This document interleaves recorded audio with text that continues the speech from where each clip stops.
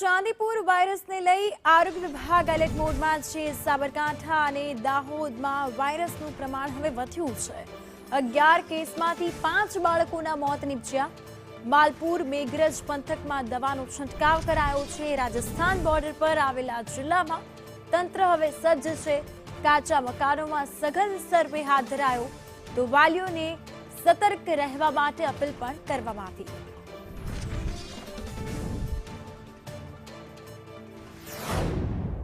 આપણે બાજુમાં સાબરકાંઠા જિલ્લામાં ચાંદીપુરના કેસ જોવા મળેલા છે।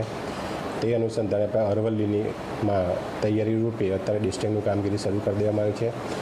પહેલો વરસાદ પડતો હોય છે અને વરસાદ બંધ થઈ જાય એના પછી આ કેસ જોવા મળતા હોય છે ખાસ કરીને। તો એના માટે આપણે દરેક તાલુકામાં ડિસ્ટ્રિક્ટનું કામગીરી ઉપરાંત એની સિવાય ક્યાં બી આવા કોઈ કેસ જોવા મળે એ સર્વેલન્સ કરવામાં આવે છે અને જો આવા કેસ શંકાસ્પદ જણાય તો તાત્કાલિક હાયર સેન્ટરને રિફર કરવા સૂચના આપેલ છે।